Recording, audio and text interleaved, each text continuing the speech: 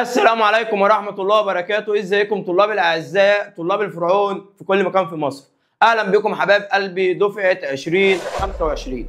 طبعا أنا عارف يا صديقي إن أنا اتأخرت عليك في نزول الفيديوهات، بس والله يا صديقي غصب عني.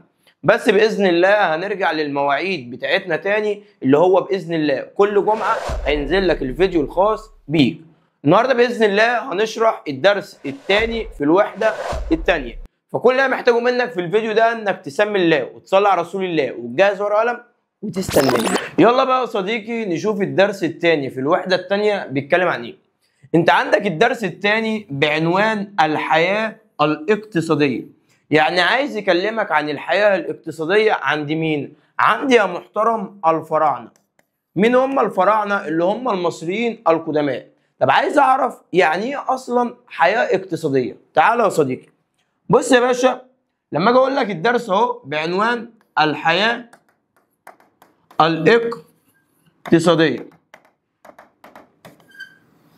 صليتوا على النبي؟ ماشي. بص يا باشا، الحياه الاقتصاديه يعني هتكلم عن الحاجات يا محترم اللي بتجيب فلوس، او هتكلم عن الحرف اللي كانت عند مين؟ اللي كانت عند الفراعنه.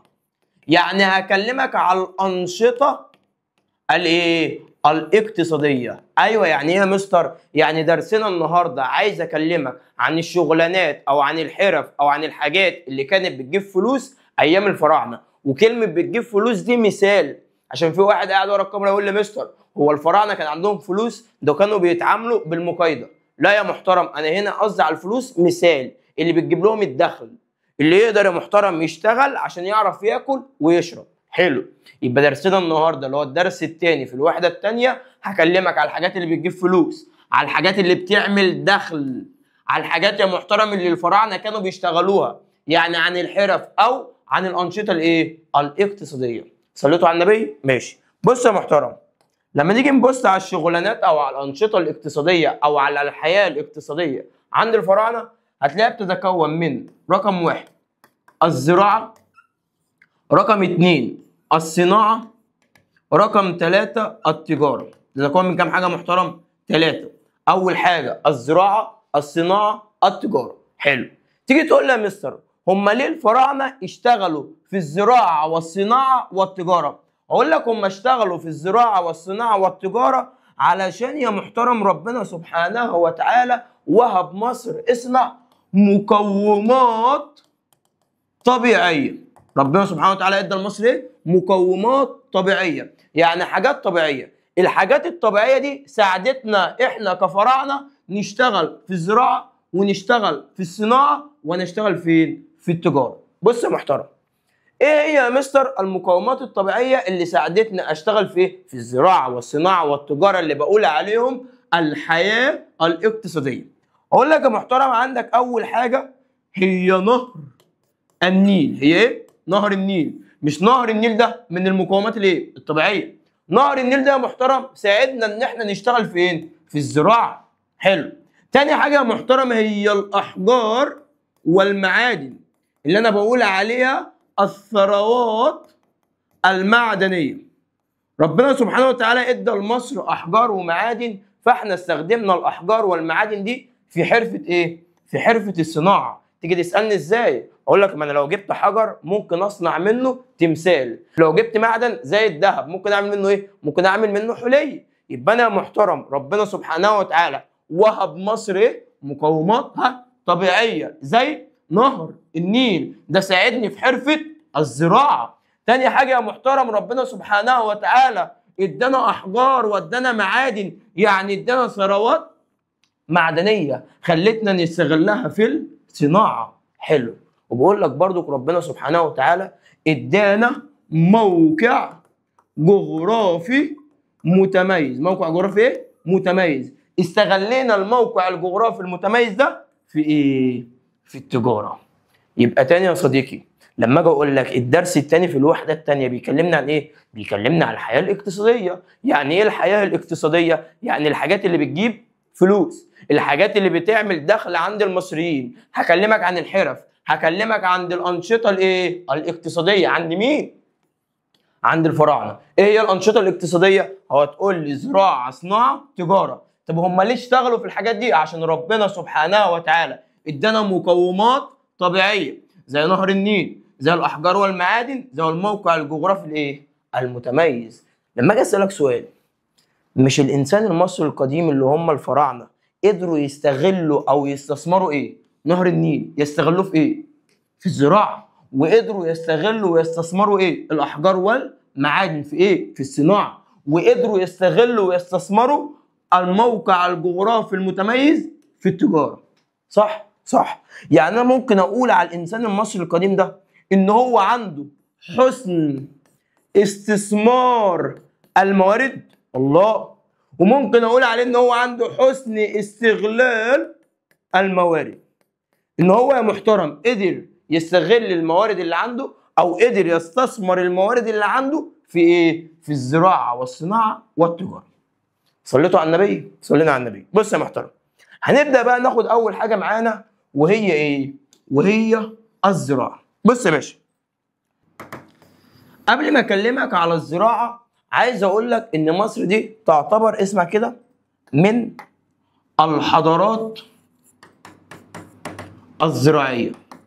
مصر مالها؟ تعتبر من الحضارات الزراعيه. يعني ايه؟ يعني مصر اتعمل فيها حضاره بسبب ايه؟ بسبب الزراعه. طب ايه اللي خلانا نتعلم الزراعه؟ هتقول لي والله يا مستر هو نهر الايه؟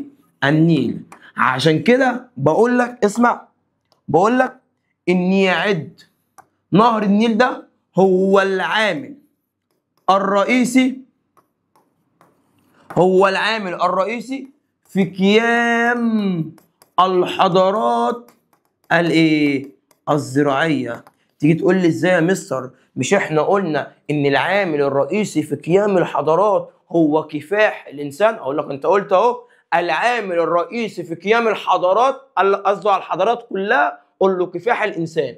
انما العامل الرئيسي في قيام الحضارات الزراعيه هو وجود الانهار. لا تاني، اكتب عندك الكلام ده، العامل الرئيسي في قيام الحضارات في العالم هو كفاح الانسان، انما العامل الرئيسي في قيام الحضارات الزراعيه هو وجود الانهار. صليتوا على النبي؟ طب ايه يا مصر الحضارات الزراعيه اللي عندي؟ انت عندك حضاره مصر حضاره زراعيه بسبب وجود نهر النيل، وعندك في العراق حضاره زراعيه بسبب وجود نهري دجله والفرات. يبقى اوعى تنسى العامل الرئيسي في قيام الحضارات الزراعيه نهر النيل، انما العامل الرئيسي في قيام الحضارات وسكت، قول له كفاح الانسان. بص يا محترم، فانا عرفت كده ان الزراعه مهمه عند الانسان الايه؟ الانسان المصري القديم، لانها بسببها احنا عملنا ايه؟ عملنا حضاره. حلو. لما اجي اسالك بقى، هي الزراعه دي عباره عن ايه؟ هتقول له والله يا مستر الزراعه دي عباره عن قطعه ارض، وفي واحد اسمه الفلاح هو اللي بيزرع ليه؟ الارض. فبقول لك الفلاح ده اللي هو الانسان المصري القديم. الفلاح ده كان بيدافع عن الارض بتاعته وكان بيحافظ عليها. فانا سالته، ولا فلاح، هو انت ليه بتحافظ على الارض بتاعتك وليه كمان بتدافع عنها؟ قال له استاذ محمد انا بحافظ عنها وبدافع عنها لانها اساس رخاء البلاد. اساس رخاء الايه؟ البلاد. يعني ايه اساس رخاء البلاد؟ يعني هي اللي بتخلي فيه ازدهار في البلد، هي اللي بتخلي فيه رخاء وتقدم في البلد. حلو. وكمان عشان هي اهم مصادر الايه؟ الدخل. هي اللي بتدخل لي حاجات اقدر اعيش بسببها، اقدر اكل واشرب بسببها. يبقى تاني، كان الانسان المصري القديم بيدافع عن الارض بتاعته بيحافظ عليها. ليه؟ هتقول لي رقم واحد لانها اساس رخاء البلاد، ودي حاجه اقتصاديه، صح ولا لا؟ بتعمل ازدهار. وكمان اهم مصادر الدخل، بتدخل فلوس، وانا قلت لك اي حاجه بتجيب فلوس بقول عليها حاجات اقتصاديه. يبقى الانسان المصري القديم كان بيحافظ على الارض وبيدافع عنها لاسباب ايه؟ قول له الاسباب اقتصاديه. او رجاله الازهر يجي يقول لك بما تفسر كان الانسان المصري القديم يحافظ على الارض الزراعيه ويدافع عنها. ليه؟ قول له لانها اساس الرخاء واهم مصدر للايه؟ للدخل. حلو الكلام؟ حلو الكلام. بيقول لك ان الانسان المصري القديم او الفلاح ده كان شايف زمان، يلا زمان كان شايف ان الوطن بتاعه هو خير الاوطان. ايه ده يعني ايه؟ يعني شايف ان مصر دي بالنسبه له احسن بلد في العالم. ده زمان يلا ايام الفراعنه مش دلوقتي، ها ماشي. فهنا يا محترم لما الفلاح ده يشوف الوطن بتاعه هو خير الاوطان، هو خير الايه؟ الاوطان. مش كده الانسان المصري الكريم ده كان بيحب وطنه؟ ايوه. كان بيحافظ على الارض بتاعته؟ ايوه. يبقى الراجل ده كان عنده مبدأ بقول عليه مبدأ المواطنة.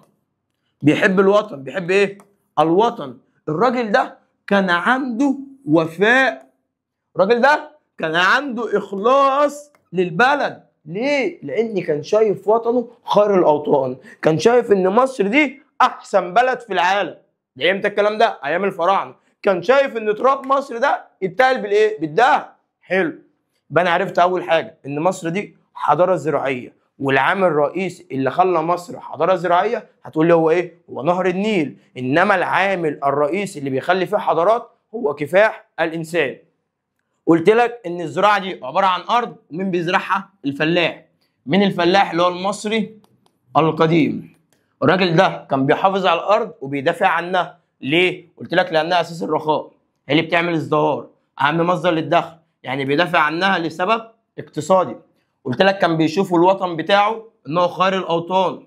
الراجل ده كان عنده مبدا اسمه مبدا المواطنه. يعني ايه مبدا المواطنه؟ يعني بيحب الوطن بتاعه. الراجل ده كان عنده وفاء، عنده اخلاص.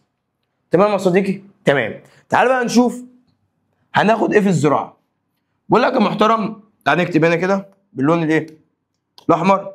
بقول لك ان الزراعه دي هتعرف فيها في الدرس دي عن كام حاجه؟ عن 4 حاجات.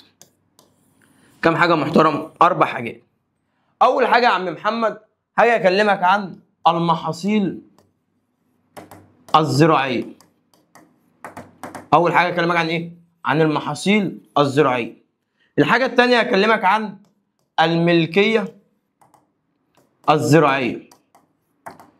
الملكيه الزراعيه دي يا عم محمد يعني ملكيه الارض، يعني الارض بتاعت مين؟ ماشي. بعد كده اكلمك على تربيه الحيوان، طبعا ده انت عارفه. وعندك ايه؟ الصيد. بعد كده يا محترم هكلمك على رابع حاجه، وهي دور الدولة في تنمية الايه؟ الزراعة.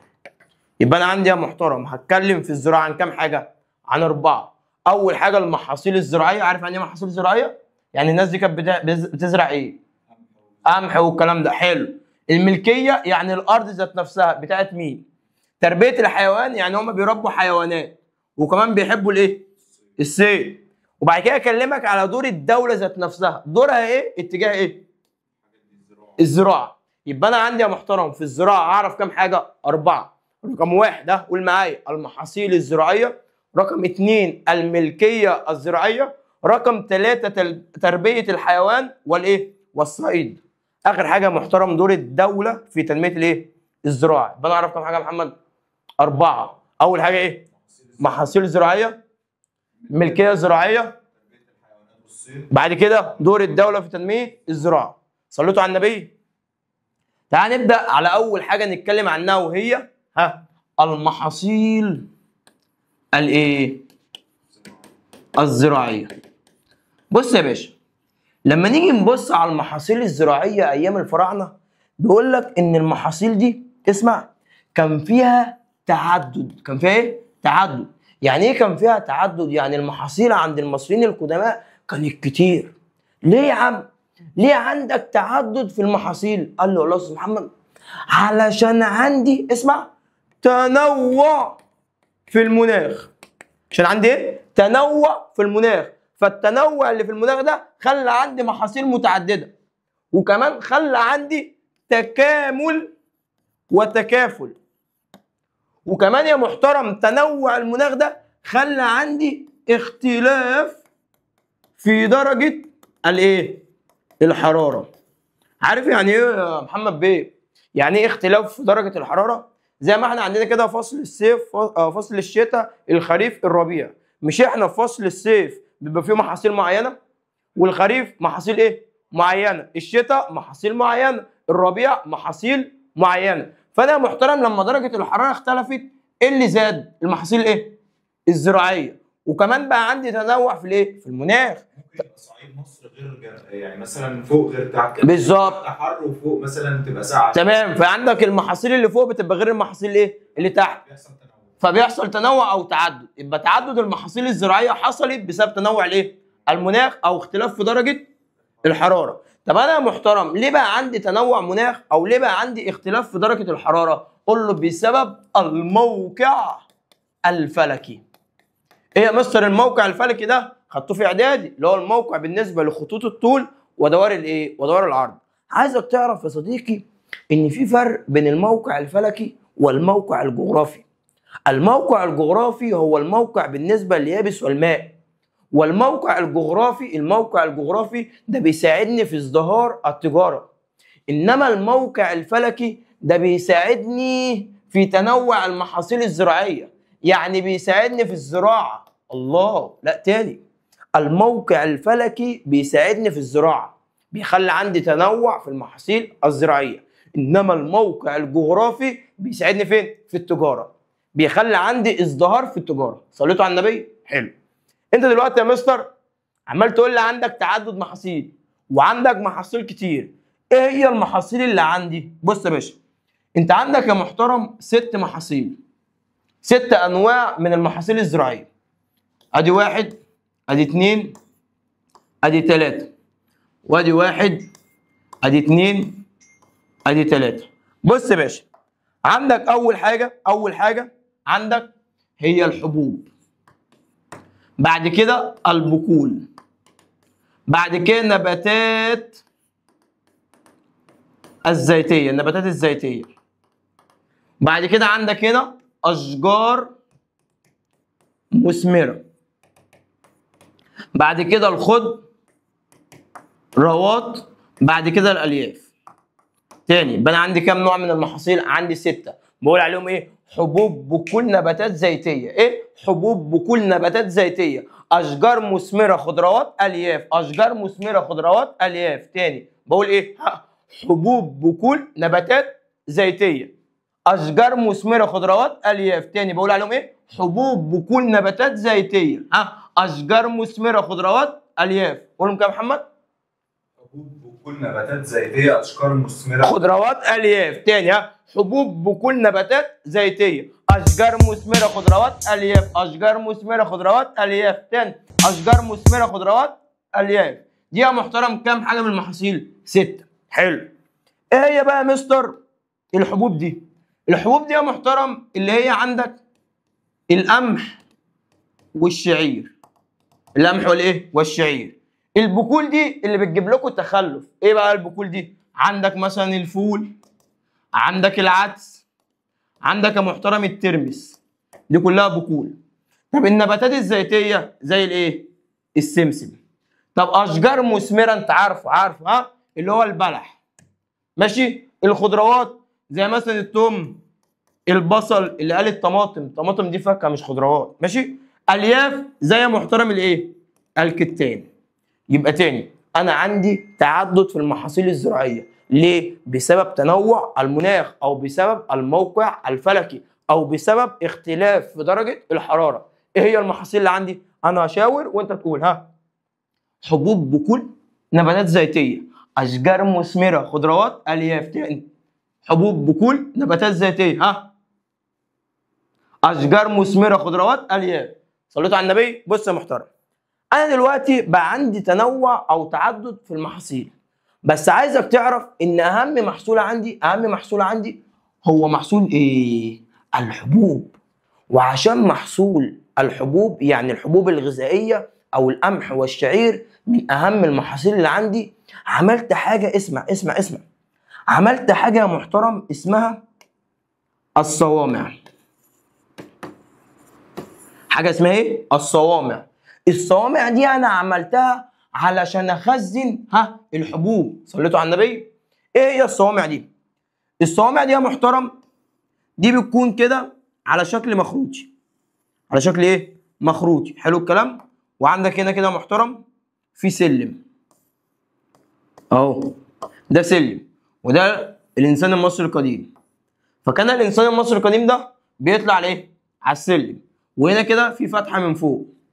لما بيطلع على السلم بيحط الحبوب اهي، الحبوب بتنزل اهي تتكون تحت هنا اهو، دي الحبوب اهي. حلو؟ انا بقى عايز اجيبها، بجيبها ازاي؟ بجيبها من فتحه من تحت. يبقى كانت الصوامع دي عباره عن شكل مخروطي، وفي سلم بنطلع عليه، بنحط الحبوب من فوق او بنحط القمح من فوق، وبناخدها منين؟ وبناخدها من تحت. عارف ده يدل على ايه؟ ده يدل على تقدم الفراعنه في علم، جدع يالا، في علم الهندسه. يبقى شكل او تصميم الصوامع دلت على تقدمهم في علم الهندسه. حلو الكلام؟ حلو الكلام. عارف معنى اللي انا اعمل صوامع او اعمل مكان اخزن فيه الاكل ده معناه ايه؟ معناه اللي انا عندي، اسمع، فائض محصولي. يعني ايه يا مستر فائض محصولي؟ انا اول مره اسمع الكلمه دي. فائض محصولي يعني عندي حاجات فاضله من الاكل. يعني ايه؟ انا دلوقتي زرعت قمح والحمد لله البلد كلها كلت، فضل شويه قمح، القمح ده هرميه؟ لا يا محترم، اروح اخزنه في الصوامع. زي مثلا كده والدتك مثلا لما تجيب بصل بتعمل ايه في البصل؟ هل بتاكلوه كله مره واحده؟ لا طبعا، بنجيب بصل كتير، بنخزن جزء وبنشيل ايه؟ جزء. حلو. احنا لما بنخزن جزء، يعني انت البصل ده خزنته، جيت مثلا في مره والدتك عايزه بصل، هتقول لك ايه؟ هتروح قال لك يا محمد روح هات لي البصل من الحته الفلانيه، صح؟ هل هيبقى عندها مشكله؟ لا. يبقى والدتك كانت بتامن نفسها غذائيا من البصل. نفس الكلام هنا، عشان نامن نفسنا غذائيا عملنا ايه؟ عملنا الصوامع. يبقى الصوامع دي انا عملتها ليه؟ علشان اعمل امن غذائي، أأمن نفسي غذائيا. طب معنى اللي انا عملتها ده يدل على ايه؟ ده يدل على الفائض المحصولي، او يدل، اسمع، على الاكتفاء الذاتي. يعني ايه يا مستر على الاكتفاء الذاتي؟ يعني انا محترم بكفي نفسي وزياده، بكفي نفسي من الاكل، واللي بيفيد مني بروح اخزنه فين؟ في الصوامع. يبقى تاني، انا دلوقتي عندي 6 انواع من المحاصيل الزراعيه، ايه هم؟ حبوب بكل نباتات زيتيه، حبوب بكل نباتات زيتيه، اشجار مثمره، خضروات، الياف. عندي تعدد فيها بسبب تعدد المناخ او تنوع المناخ. عندي يا محترم اهم محصول عندي هو الحبوب. بخزنه فين؟ بخزنه في الصوامع اللي هي على شكل مخروط، وفي سلم فتحه من فوق احط الاكل، وفتحه من تحت اخد الاكل. وده يدل على تقدمهم في علم الهندسه. عملته عشان عندي فائض محصولي وعندي اكتفاء ذاتي. عملته يا محترم عشان يبقى عندي امن غذائي، ابقى مامن نفسي. وكمان اسمع علشان اعمل على تجنب نتائج الاخطار الطبيعيه. يعني ايه نتائج الاخطار الطبيعيه؟ ايه هي يا مستر؟ ايه هي اصلا الاخطار الطبيعيه؟ اسمع الاخطار الطبيعيه او الكوارث الطبيعيه 2 اللي كانت بتحصل. لما يحصل جفاف، لما يحصل عندي فيضان. هو انا دلوقتي ثانيه واحده، هو انا دلوقتي يا محترم لما يحصل جفاف او يحصل فيضان، هل دلوقتي هيبقى عندي اكتفاء ذاتي؟ هتقول لي لا، ده مش هتعرف تزرع عشان في جفاف او عشان في ايه؟ في فيضان. يبقى انا عرفت لما بيحصل اخطار طبيعيه او كوارث ما بيكونش عندي اكتفاء ايه؟ ما بيكونش عندي اكتفاء ذاتي، ما بيكونش عندي اكل، فدي مشكله. فانا عشان اتجنب المشكله دي او اتجنب النتائج اللي بتحصل عن الاخطار الطبيعيه، عملت ايه؟ عملت صوامع عشان يبقى عندي امن غذائي، امن نفسي لما يحصل فيضان او يحصل ايه؟ او يحصل جفاف. يبقى تاني، يبقى عندي الصوامع دي لما المصريين عملوها وشفت شكلها دلت ان الناس دي متقدمه في علم الهندسه. عملوها ده يدل ان الناس دي كان عندها فائض محصولي وعندها اكتفاء ذاتي. عملوها علشان يبقى عندهم امن غذائي، علشان يتجنبوا النتائج اللي بتحصل من الاخطار الطبيعيه. لما يحصل جفاف ما يخافوش، انا مخزن يابا. لما يحصل فيضان ما يخافش، انا مش خايف يابا، انا عامل ايه؟ صوامع، انا مخزن اكلي. تمام يا صديقي؟ تمام. وبقى بكده احنا خلصنا اول حاجه في الزراعه وهي المحاصيل الزراعيه. في حاجه صعبه؟ ما فيش حاجه صعبه، قسما بالله يا ابني ما هتلاقيها اسهل من كده. نخش على تاني حاجه معانا في الزراعه وهي، اسمع، الملكيه الايه؟ الزراعيه. ايه يا مستر الملكيه الزراعيه؟ الملكيه الزراعيه يعني الارض الزراعيه ملكا لمين؟ بيقول لك زمان ايام الفراعنه كانت الارض دي ملكا يا محترم، اسمع، للفرعون. مش انا يالا، مش انا يالا، الفرعون هنا حاكم الدوله، مش انا، مش انا اللي واخد الاراضي والله. هنا الاراضي ايام المصريين القدماء كانت الارض كلها ملكا لمين؟ للفرعون. يعني كان الفرعون يقف في قلب الدوله كده يقول لهم أيها المصريين الجربانين المعفنين الشحاتين، أنا فرعون اسمي كذا كذا كذا، لأن الفرعون ده كان لقب. أنا فرعون أمتلك كل الأراضي من الفلاحين. يعني أنا مش هخلي أي فلاح دربوع يمتلك أرض. الله. طب والفلاح هيعمل فيه ايه؟ قال لك الفرعون ده كان بيروح للفلاح يقول له تعالى يا جربان يلا فلاح يا حقير ازرع الارض. فكان الفلاح يزرع ايه؟ يزرع الارض. ولما يزرع الارض الفرعون ياخد المحاصيل كلها. يا ابني مش انا والله حاكم الدوله. الفرعون يعمل ايه؟ ياخد المحاصيل كلها ويدي جزء بسيط للفلاح. هل الفلاح ده كده محترم مبسوط؟ لا. هل كده في عداله؟ لا. يبقى لما كانت الارض ملكا للفرعون كان بيحصل عندي، اسمع، غياب للعداله الايه؟ الاجتماعيه. يبقى ملكيه الارض الزراعيه عند المصريين القدماء دلت على ايه؟ على غياب العداله الاجتماعيه. صليتوا على النبي؟ ماشي. طب يا مستر ما كانش في حد يمتلك اراضي خالص غير الفرعون؟ اقول لك لا، في. عندي يا محترم حاجه، اسمع، حاجه اسمها ملكيه خاصه. حاجه اسمها ايه؟ ملكيه خاصه. وحاجه تانية اسمها ملكيه الاوقاف. يبقى تاني عندي كام ملكيه؟ عندي 2. ملكيه اسمها الملكيه الخاصه وملكيه اسمها ملكيه الاوقاف. تاني عندي الملكيه الزراعيه. مين يمتلك الاراضي في مصر؟ تقول لي الفرعون. بيدي حاجه للفلاح؟ لا، بيدي له جزء صغير من المحصول. فده دل على ايه؟ على غياب العداله الاجتماعيه. طب في حد تاني يمتلك اراضي؟ هتقول له ايوه، في حاجه اسمها ملكيه خاصه وحاجه اسمها ايه؟ ملكيه الاوقاف. اسمعها مني، حاجه اسمها ملكيه خاصه وحاجه اسمها ملكيه الاوقاف. صليتوا على النبي؟ بص، ايه الملكيه الخاصه وايه ملكيه الاوقاف؟ ملكيه خاصه، الفرعوني ده كان بياخد اراضي وبيروح يديها، اسمع، للجنود المخلصين. بيديها لمين؟ للجنود المخلصين. وبيدي كمان اراضي لكبار الايه؟ الموظفين. لا، تاني الملكيه الخاصه بتروح لمين؟ بتروح للجنود المخلصين وكبار الموظفين. صليتوا على النبي؟ بص يا باشا، هو لما ياخد ارض زراعيه، لما ياخد ايه؟ ارض زراعيه ويروح يديها للجندي، بيديها للجندي ليه؟ قال له يا مستر علشان يضمن، اسمع، عشان يضمن ولاءه. يضمن ايه؟ ولاءه. ولاء مين؟ ولاء الجندي له. يعني انا هاخد ارض زراعيه واروح اديها للجندي، اقول له يا جندي انا هديك الارض الزراعيه دي علشان يلا تبقى مخلص ليا، عشان لما نيجي نحارب يلا تبقى في ظهري، علشان يلا عايز اظبط الجيش، عايز اظبط الحياه العسكريه. ايه ده يا مستر؟ يعني هو خد الارض الزراعيه وراح اداها للجندي عشان يحقق بيها اهداف عسكريه؟ ايوه. يبقى الفرعون استخدم الاراضي الزراعيه لتحقيق اهداف عسكريه. ان هو يخلي مين مخلص ليه؟ الجنود. هم لما يكونوا الجنود مخلصين للفرعون او ولائهم للفرعون، ايه اللي هيتظبط عندي؟ الجيش. يبقى انا حققت بيهم هدف ايه؟ هدف عسكري. يبقى انا استخدمت الملكيه الزراعيه او الارض الزراعيه لتحقيق اهداف عسكريه. تمام يا صديقي؟ تمام. نيجي لكبار الايه؟ الموظفين.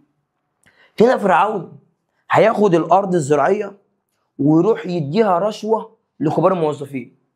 ولا انت يالا كبير موظفين، يالا انا هديك ارض زراعيه علشان يالا ما تسرقش في الدوله، عشان تظبط لي اداره الدوله. اداره الدوله يعني دي هدف ايه؟ هتقول لي يا مستر ده كده بيحقق هدف ايه؟ سياسي. يبقى فرعون يستخدم الاراضي الزراعيه في الملكيه الخاصه لتحقيق اهداف عسكريه من خلال ولاء الجنود، وتحقيق اهداف ايه؟ سياسيه من خلال كبار الموظفين. حلو. نيجي يا محترم بقى لملكيه الايه؟ الاوقاف. فرعون كان بيدي الاراضي الزراعيه للكهنه. تيجي تقول لي معلش يا مستر ايه هم الكهنه؟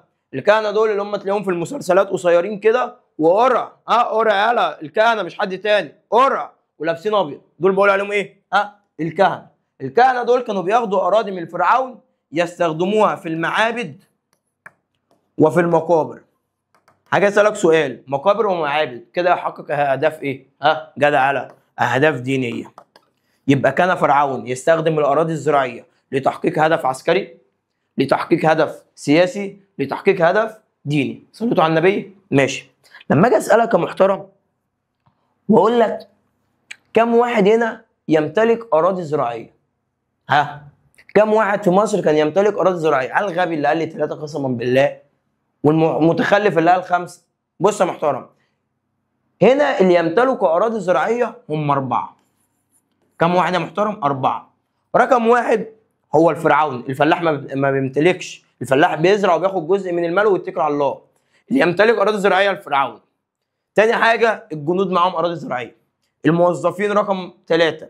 رابع حاجه مين؟ الكهنه. يبقى اللي كانوا يمتلكوا اراضي في مصر القديمه 4. فرعون، جنود، كبار موظفين، الكهنه. تمام يا صديقي؟ تمام. وبكده خلصنا تاني حاجه عندي وهي الملكيه الايه؟ الملكيه الزراعيه. عندك يا محترم تربيه الايه؟ الحيوان والصيد. تعال الاول نتكلم على تربيه الحيوانات، ودي تالت حاجه في الزراعه. خدنا اول حاجه المحاصيل الزراعيه حصل فيها تعدد، كانت حبوب، بقول، نباتات زيتيه، اشجار مثمره، خضروات، الياف. وخدت بعد كده، فرحان انت بالاغنيه، وخدت بعد كده محترم الملكيه الايه؟ الزراعيه. الاراضي كلها ملكا للفرعون، وعندي ملكيه خاصه، وعندي ملكيه الاوقاف. تالت حاجه هي تربيه الحيوان. بقول لك بقى ان الفراعنه دي رقم 1 كانوا بيربوه هو البقر. بيربوا يا محترم البقر، وكانوا بيهتموا رقم 1 بالبقر، وكمان كانوا بيدلعوا البقر دي، كانوا بيقولوا لها اسمع يا حتحور. والله بيدلعوها يقولوا لها يا حتحور. ايه يا مستر حتحور دي؟ دي يا محترم عندهم البقر كانت معبود. يعني استغفر الله العظيم يا رب، الفراعنه المصريين القدماء دول ولاد الكلب كانوا بيعبدوا الايه؟ بيعبدوا البقر. يعني لما يلاقوا استغفر الله العظيم يا رب بقره ماشيه يقولوا لها ازاي يا حتحور وايه؟ ويعبدوها. فكانت البقر دي تحتل المكانه الاولى لهم بالنسبه للحيوانات. فيجي لك سؤال، هي ليه البقر احتلت المكانه الاولى؟ قول له اسمع، بسبب تعدد وظائفها او فايدتها. ان انا بستخدم البقر دي رقم 1 عباده، رقم 2 بجيب منها لبن، رقم 3 زبادي، زبده، باخد منها لحمه. فالبقر دي كانت عندهم متعدده الايه؟ الوظائف. يبقى البقر احتل المكانه الاولى ليه؟ قول له بسبب تعدد الوظائف او تعدد اهميتها. صليتوا على النبي؟ ماشي. وكانوا محترم بيربوا الاغنام، وبيربوا الماعز، وبيربوا الطيور. عندك بقى الطيور بقى وز وبط وحمام والكلام ده. وكمان كانوا بيهتموا بتربيه الايه؟ النحل. يبقى تاني كانوا بيربوا رقم 1 البقر. البقر كان بيحتل المكانه الاولى، كانوا بندلعها نقول ايه؟ حتحور. ماشي. عندك يا باشا بيهتموا بيها ليه؟ عشان تعدد ايه؟ وظائفها. بنربي اغنام، بنربي ماعز، بنربي طيور. عارفين الطيور؟ اي حاجه يالا بتطير. وبنربي ايه؟ النحل. لما جيت سالت الفراعنه، يا فراعنه هو انتوا ليه بتهتموا بتربيه الحيوان؟ قال لك رقم 1 يا استاذ محمد، بنستخدم الحيوانات دي اسمع في اعمال الزراعه.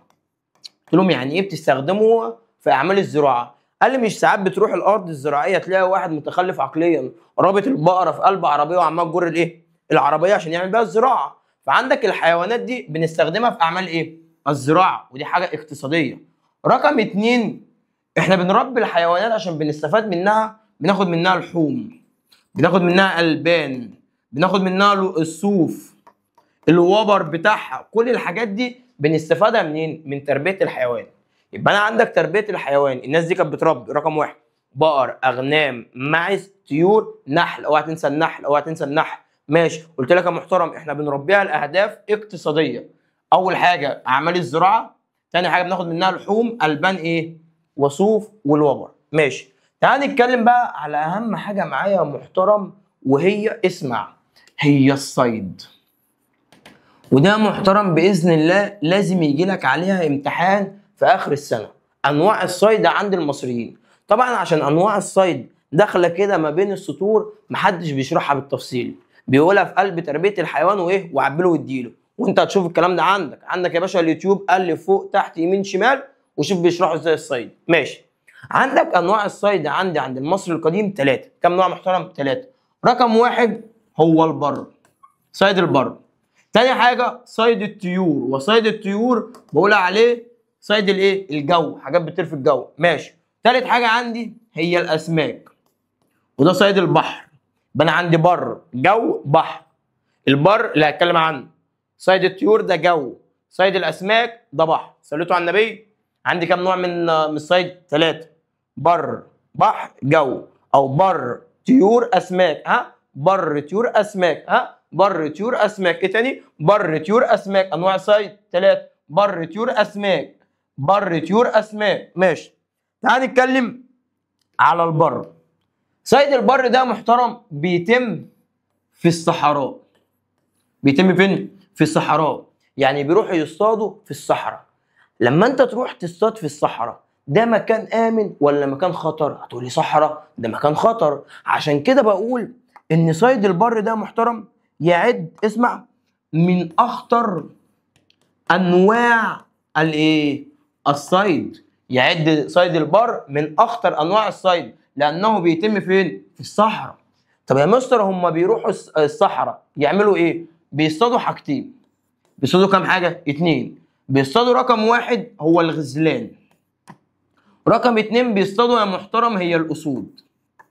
يبقى بيصطادوا في الصحراء كام حاجه؟ غزلان واسود. بيصطادوا ايه؟ غزلان واسود. تيجي انت عيل فزلكه تقول لي مستر هي الاسود بتعيش في الصحراء؟ هقول لك ما انتوا يالا عشان بلد ايه يالا؟ احنا بلد فقيره يالا، ما عندناش اصلا اسود، فبالتالي ولا الاسود موجوده في الحديقه ولا موجوده في الصحراء. اديك مثال البنات هتفهمنا اكتر. عارف يالا الفيلم بتاع الاسد ده كان اسمه ايه يا محمد؟ اللي هو لما عمه قتل ابوه ده كان اسمه ايه؟ سيمبا. فعارف فيلم سيمبا يالا؟ فيلم سيمبا كان عايش فين يا؟ في الصحراء. فالاسود يالا في الدول المتقدمه بتعيش فين؟ بتعيش في الصحراء. يبقى انا محترم عندي صيد البر بيتم فين؟ في الصحراء.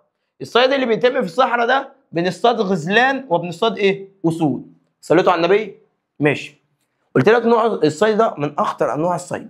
اسالك بقى سؤال، عمرك في يوم من الايام ابوك صحاك من النوم يوم الجمعه وقال لك يلا يا حبيب قلبي عشان احنا رايحين الصحراء عشان عندنا صيد مثلا غزلان ولا نروح نصطاد اسود؟ هتقول لي ابويا هيقول لي يلا نصحى نروح نصطاد اسد. مفيش الكلام ده. عارف ليه مفيش الكلام ده والكلام ده ما بيحصلش؟ عشان انتوا فقراء يالا. انت كحيان يا محمد. لان صيد البر ده بتاع عاليه القوم. عاليه ليه؟ القوم. يعني يا محترم اللي بيستخدموا صيد البر هم الطبقه الايه؟ الطبقه العليا، مش الفقراء اللي زي حالاتنا يالا. احنا فقرانين يالا كحيانين هنروح نصطاد غزلان ولا اسود؟ مفيش الكلام ده. فاللي كان بيصطاد غزلان واسود هم الطبقه الايه؟ الطبقه العليا.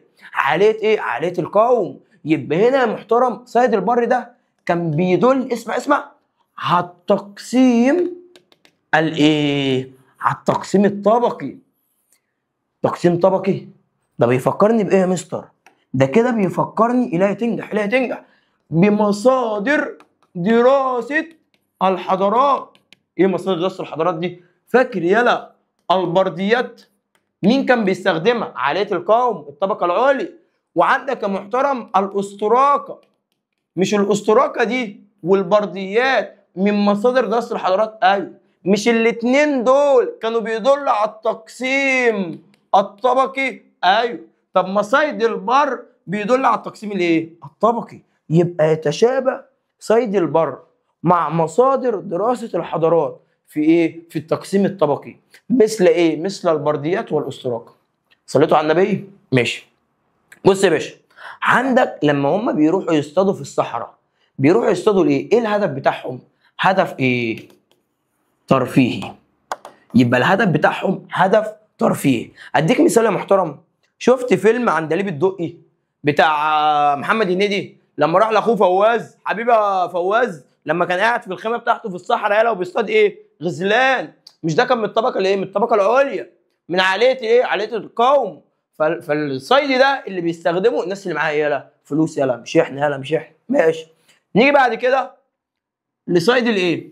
صيد الطيور. صيد الطيور بيصطادوا محترم السمان، وده عامل زي الحمام كده بس صغير. وعندك البجع. تيجي تقول لي ايه يا مستر البجع؟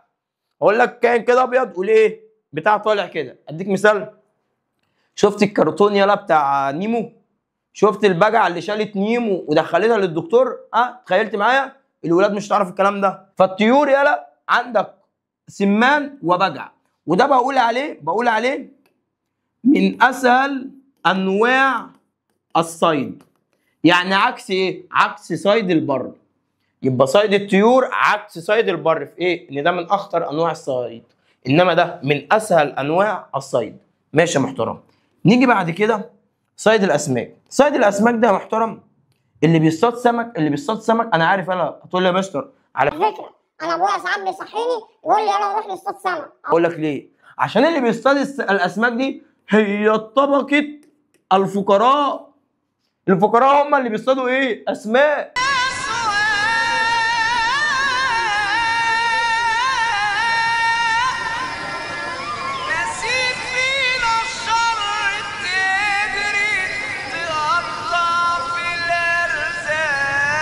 ليه؟ بهدف الغذاء، عشان ياكلوا. عشان ايه؟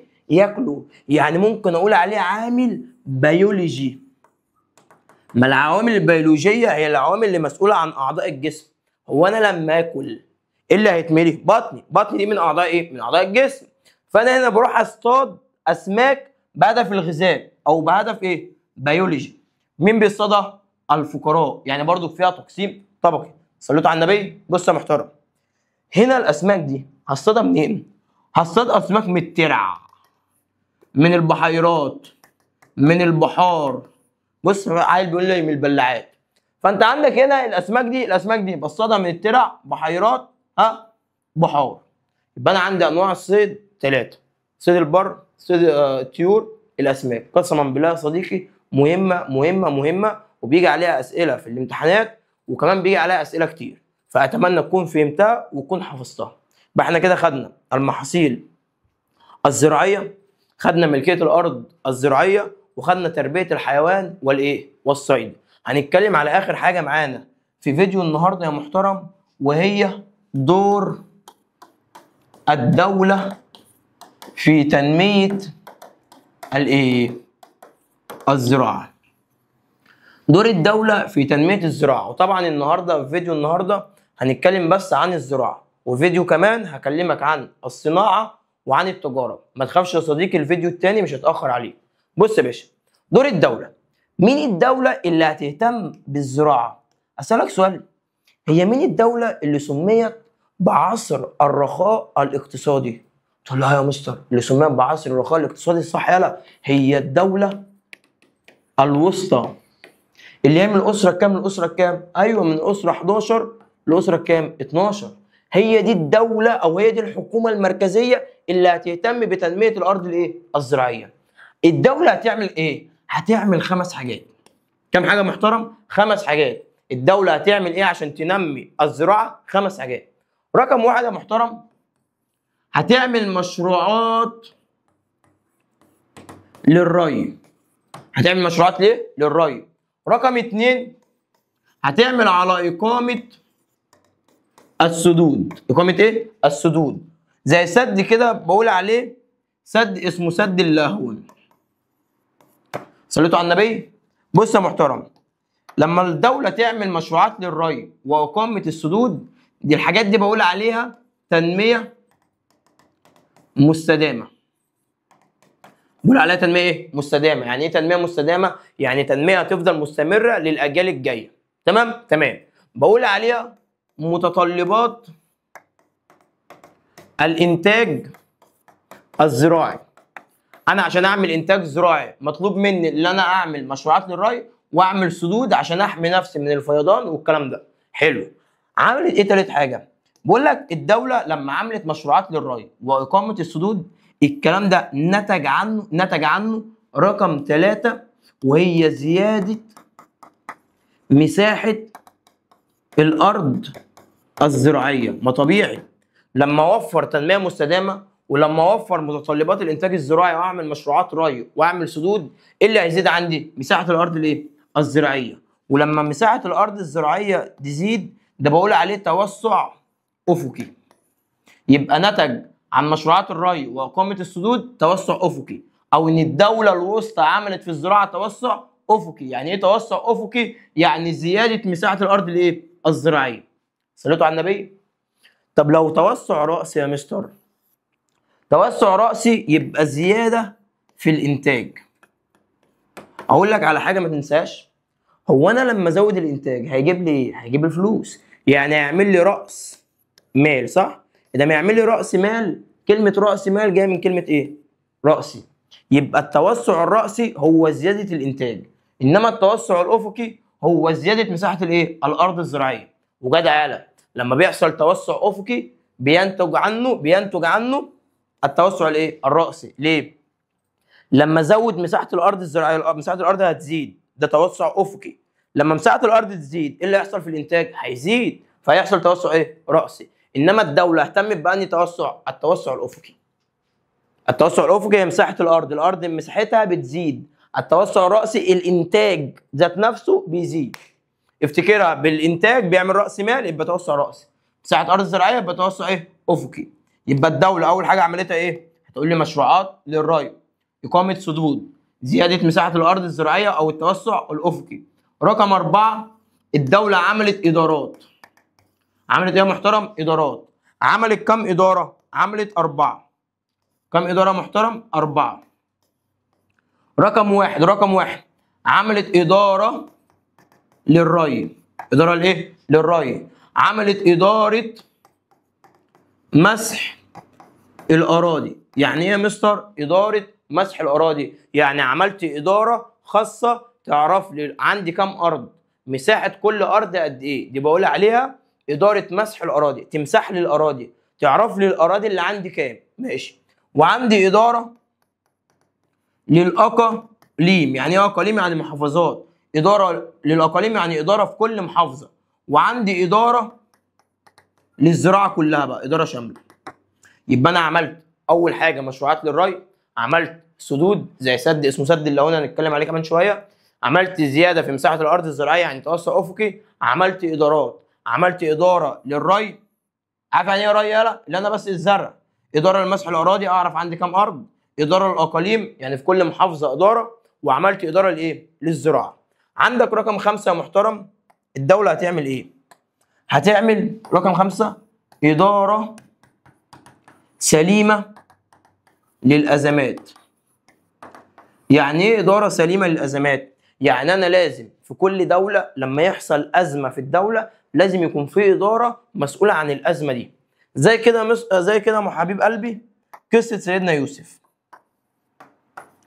سيدنا يوسف لما جه الملك حلم ب7 بقرات ناشفين و7 بقرات مليانين، فجه قال لك هيحصل 7 سنين ازدهار و7 سنين جفاف. فجه سيدنا يوسف كان عنده إدارة سليمة للأزمات. إزاي؟ قال لك يا باشا بص يا باشا، ال7 سنين ازدهار هنخزن فيهم الأكل في الصوامع، وفي ال7 سنين الجفاف هناخد الأكل من اللي احنا خزناه. فاحنا كده قدرنا ندير الأزمة ونحل المشكلة. فأنا يبقى لازم عندي في الدولة إدارة سليمة للأزمات عشان لما يحصل أزمة الإدارة دي تكون مسؤولة عنها. تمام يا صديقي؟ تمام. يبقى عندي الدولة عملت كام حاجة؟ تقول لي 5. عملت مشروعات للري، إقامة السدود، زيادة مساحة الأرض الزراعية. عملت إدارات، كام إدارة؟ 4. إدارة ري، مسح أراضي، أقاليم، زراعة. عملت إدارة سليمة للأزمات. تمام يا صديقي؟ تمام. تعال بقى نتكلم على آخر حاجة وهي سد اللاهون. صليتوا على النبي. ايه سد اللاهون؟ بص يا محترم، عندك هنا كده اعتبر ان ده كده نهر النيل، وده كده هو محترم ده كده بقول عليه منخفض الفيوم. فين منخفض الفيوم ده؟ ده منخفض بيكون موجود في غرب نهر النيل، اوعى تنساها. يبقى منخفض الفيوم ده غرب نهر الايه؟ غرب نهر النيل. وعندي هنا كده محترم بحيره. دي يا محترم دي بحيره ايه؟ البحيره دي اسمها بحيره مواريس. اسمها بحيره ايه؟ مواريس. بحيره مواريس دي فين؟ في منخفض الفيوم. واوعى تتلخبط بين بحيره مواريس وعاصمه اواريس. عاصمه اواريس دي عاصمه الهكسوس. عاصمه اواريس ده عاصمه الهكسوس. انما مواريس دي بحيره في منخفض الفيوم، موجود غرب الدلتا، موجود هنا كده غرب نهر الايه؟ غرب نهر النيل. حلو. بقول لك هنا بقى في قريه اسمها قريه ايه؟ اللاهون. قريه اسمها قريه اللاهون. حلو. بقول لك احد ملوك عصر الدوله الوسطى، تاني كده احد ملوك عصر الدوله الوسطى اللي هو واحد اسمه أمنمحات الثالث. اسمه ايه محترم؟ أمنمحات الثالث. جه أمنمحات الثالث ده، الراجل ده قال لك انا عايز اعمل تخطيط، اسمع جيد لإدارة المياه الايه؟ العذبة. إلهي تنجح. اقراها كده تاني. أمنمحات الثالث عايز يعمل ايه؟ عايز يعمل تخطيط جيد لإدارة المياه العذبة، يعني عايز يستخدم المياه العذبة بشكل صحيح. حلو. قال لك نهر النيل ده بيحصل فيه ايه؟ فيضان. أسألك سؤال، لما بيحصل أمطار عندكم في الشارع، ايه أكتر حتة بتتغرق؟ أكتر حتة بتتغرق الحتة الواطية. حلو. أنا هنا لما يحصل فيضان في نهر النيل، ايه أكتر حتة هتتغرق؟ منخفض الفيوم، عشان هو منخفض، حتة ايه؟ حتة واطية. فجه أمنمحات الثالث جه قال لك أنا عايز أحل المشكلة دي. فجه قال لك أنا هعمل سد هنا كده، والسد ده هسميه باسم القرية، هسميه اسمه سد اللاهون. طب هتعمل سد اللاهون ده ليه اللي في منخفض الفيوم اللي هو جهة غرب نهر النيل؟ قال لك هعمله لسببين. أول حاجة علشان أستفيد من المياه العذبة، يعني يا محترم عشان أعمل على تخزين مياه الايه؟ الفيضان. يبقى أنا أول حاجة عملت سد اللاهون عشان أخزن مياه الفيضان، وكمان عشان أعمل على إيه؟ رقم 2 أعمل على حماية الأراضي منين؟ من الفيضان. يبقى تاني الواد أمنمحات الثالث اللي هو من ملوك الدولة الوسطى عنده تخطيط جيد لإدارة المياه العذبة، عايز يستفيد من المياه العذبة اللي عندنا. فقال لك لما يحصل فيضان بدل ما يغرق الأراضي دي، طب ما أنا أعمل سد وأخزن المية واستخدمها وأحمي كمان الأراضي منين؟ من الفيضان. بيقول لك أمنمحات الثالث لما عمل كده نتج عن سد اللاهون ده حاجتين. إلهي تنجح. نتج عنه كام حاجة؟ حاجتين. نتج أول حاجة اسمع، زرعنا 27,000 فدان. زرعنا كام؟ 27,000 فدان. لما نزرع 27,000 فدان كده مساحة الأرض اللي يحصل لها هتزيد، فده بقول عليه توسع إيه؟ توسع أفقي. حلو. طب لما أعمل أراضي ده بقى كده بقول عليه هدف إيه؟ هدف اقتصادي. ماشي. أسألك سؤال، مين اللي هيزرع ال 27,000 فدان؟ هتقول لي الفلاح. طب يرضيك يا محترم لما نيجي نزرع الأراضي هنا كده، يرضيك الفلاح اللي يزرع يقعد في الشارع؟ تقول لي لا، نعمل له بيوت. طب البيوت دي هتبقى ايه؟ هتبقى عبارة عن مدن. طب المدن دي هعملها فين؟ هعملها حول بحيرة ايه؟ مواريس. يعني جنب بحيرة مواريس كده هعمل مدن عشان الفلاحين يقعدوا فيها علشان يزرعوا لي ال 27,000 ايه؟ فدان. وده بقول عليه هدف عمراني، اللي انا سد اللاهون خلاني اعمل مدن، فده كده استفدت منه عمرانيا. يبقى سد اللاهون مين اللي عمله؟ هتقول لي اللي عمله أمنمحات الثالث. ليه؟ علشان الراجل ده عنده تخطيط جيد لإدارة المياه العذبة، فعايز يخزن المية ويحمي الأراضي، فعمل سد اسمه سد اللاهون. ليه سمي بهذا الاسم؟ لأنه هو على قرية اللاهون. عمله في منخفض الفيوم. فين منخفض الفيوم؟ ده غرب نهر النيل. صليتوا على النبي؟ حلو. ما النتائج المترتبة على سد اللاهون؟ زرعنا 27,000 فدان، عملنا مدن حوالين بحيرة مواريس، استفدنا منه اقتصاديا واستفدنا منه عمرانيا. ساعات بيجي يقول لك يتشابه امن محات الثالث اللي هو بتاع الدوله الوسطى او تبع المصريين القدماء مع مين؟ قول له يتشابه مع محمد علي. فاكر محمد علي برضك لما عمل مشروعات، لما عمل القناطر الخيريه تقول ايوه. ويتشابه مع جمال عبد الناصر. جمال عبد الناصر اللي عمل السد الايه؟ السد العالي. يبقى يتشابه امن محات الثالث مع محمد علي ومع جمال ايه؟ جمال عبد الناصر، ان هم الثلاثه عملوا مشروعات بقول عليها مشروعات قوميه لخدمه اهدافهم الاقتصاديه. عملوا ايه؟ مشروعات قوميه لخدمه اهدافهم الاقتصاديه. وهنقف يا صديقي لحد هنا، لحد الايه؟ لحد الزراعه، واعمل لك فيديو جديد باذن الله اشرح لك فيه الصناعه والتجاره. بس قبل ما نقفل الفيديو تعالى لي كده في الكتاب بتاعي، كتاب طبعا العظمه واللي فوق العظمه بزياده. هتلاقيني كده عامل لك اسئله، ده كل اللي احنا شرحناه، حاجه كده فوق العظمه. سؤالين على الماشي. بيجي يقول لك ايه؟ كان بناء المصري القديم للصوامع. هو الانسان عمل الصوامع عشان عنده رغبه في ايه؟ هل عشان يوفر محاصيل للصناعه؟ لا. عشان يحقق التكامل الزراعي؟ لا. عشان يصدر المحاصيل للخارج ولا عشان يعمل امن غذائي؟ محمد؟ هل عشان يطلع المحاصيل للخارج؟ عشان يعمل امن ايه؟ عشان يعمل امن غذائي. يبقى انا عملت الصوامع عشان احقق امن ايه؟ امن غذائي، ابقى مامن نفسي غذائيا. السؤال اللي بعده. السؤال بيقول لك ايه؟ افتقد نظام ملكيه الارض الزراعيه. افتقد يعني مش موجود في مصر الفرعونيه. افتقد ايه؟ هل احترام القانون؟ لا طبعا كان في قانون، دي دوله قويه. هل رقابه الحكومه؟ كان في حكومه. هل افتقد العداله الاجتماعيه ولا الدعم الحكومي؟ طبعا يا محترم انا قلت العداله الايه؟ الاجتماعيه، لان الاراضي كلها كانت بتروح للفرعون، والفلاح الغلبان الحقير الجربان ما كانش بياخد حاجه. اخر سؤال بيقول لك كان صيد البر عند المصريين القدماء يمثل احد ايه؟ التنميه التجاريه؟ الترفيه؟ لا. التنميه الاقتصاديه؟ لا. كان بيدل على التقسيم الايه؟ التقسيم الطبقي. اهو الراجل قاعد بره الشاشه وحافظ الدرس وبيحل كمان. الفقراء اللي هم كانوا بيصطادوا. جدع. لا انت عندك هنا الفقراء ما كانوش بيصطادوا البر. بس لان بيصطادوا البحر. ايوه الاسماك. جدع. وبكده يا صديقي يبقى خلصنا الحصه اللذيذه الجميله القصيره دي، ونكملك ان شاء الله في فيديو جديد. واشوف وشك على خير يا صديقي، والسلام عليكم ورحمه الله وبركاته.